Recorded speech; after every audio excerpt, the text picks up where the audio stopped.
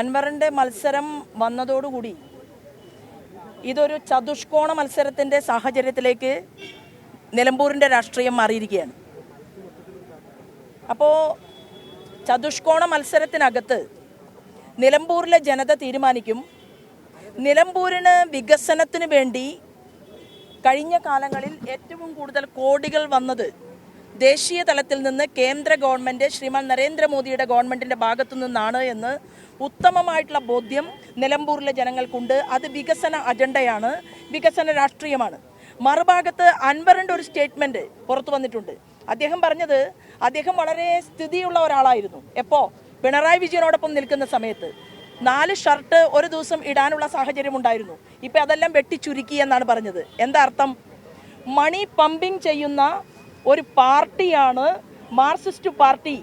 Marxist പാർട്ടിയോടൊപ്പം ഇടതുപക്ഷത്തോടൊപ്പം ചേർന്ന് നിൽക്കുന്നവരിലേക്ക് മണി pumping നടന്നിരുന്നു എന്നുള്ളതും ആ മണി പമ്പിങ്ങിൻ്റെ ഭാഗമായിട്ട് അൻവർ അതിനെ ആസ്വദിച്ചിരുന്നു എന്നുള്ളതും ഇടതുപക്ഷ രാഷ്ട്രീയത്തിൻ്റെ ഒരു വ്യക്തമായ ചിത്രം അൻവർ നടത്തിയിരിക്കുകയാണ്. കൂടാതെ പറയുകയാണ് മരുമകൻ എവിടെ നിന്നൊക്കെ പണം വാങ്ങുന്നു, എങ്ങനെയൊക്കെ ആ പണം വിനിയോഗിക്കുന്നു എന്നതിനെക്കുറിച്ചും അൻവറിൻ്റെ വാക്കുകളിലൂടെ പുറത്തു വന്നിരിക്കുകയാണ്.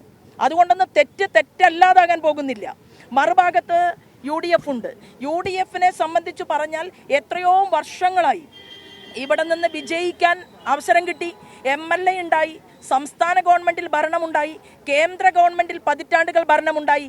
എന്നാൽ ഒരു റെയിൽവേ വികസനം ഉണ്ടാകാനും ഒരു റോഡിൻ്റെ വികസനം ഉണ്ടാകാനും ദേശീയ പാത കാണാനുമൊക്കെ നിലമ്പൂരിലെ ജനതയ്ക്ക് സാധിച്ചത് കേന്ദ്ര തലത്തിൽ ശ്രീമാൻ നരേന്ദ്രമോദിയുടെ ഗവൺമെൻറ് വന്നതിന് ശേഷമാണ്. ആ വികസനം നോക്കിക്കൊണ്ട് ആളുകൾ തീർച്ചയായിട്ടും വോട്ട് ചെയ്യും. ഇവിടെ കർഷകരുടെ ഒരു ലീഡറാണ് ഭാരതീയ ജനതാ പാർട്ടിയിലേക്ക് കടന്നു വന്നിട്ടുള്ളത്. ഇദ്ദേഹം എക്സ്പീരിയൻസ്ഡ് ആയിട്ടുള്ള ഒരു പൊളിറ്റീഷ്യനാണ്. അതിലുപരി അദ്ദേഹം കർഷകരെ സ്നേഹിക്കുന്ന, കർഷക ഹൃദയമുള്ള ഒരു മനുഷ്യനാണ്.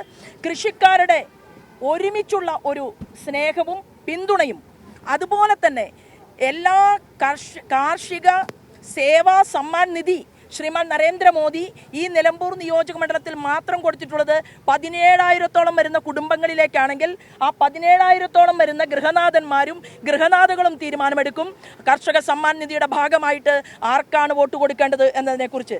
നിങ്ങൾ ഏത് കേന്ദ്ര ഗവൺമെൻറ്റിൻ്റെ പദ്ധതി നോക്കിക്കോളൂ, എല്ലാം തന്നെ ഈ നിലമ്പൂരിലേക്ക് വന്നിട്ടുണ്ട്. അത് ഞങ്ങൾ ആശയത്തിൻ്റെ രൂപത്തിൽ ഈ തെരഞ്ഞെടുപ്പിൻ്റെ വേദിയിൽ ജനങ്ങളോട് ചോദിക്കും.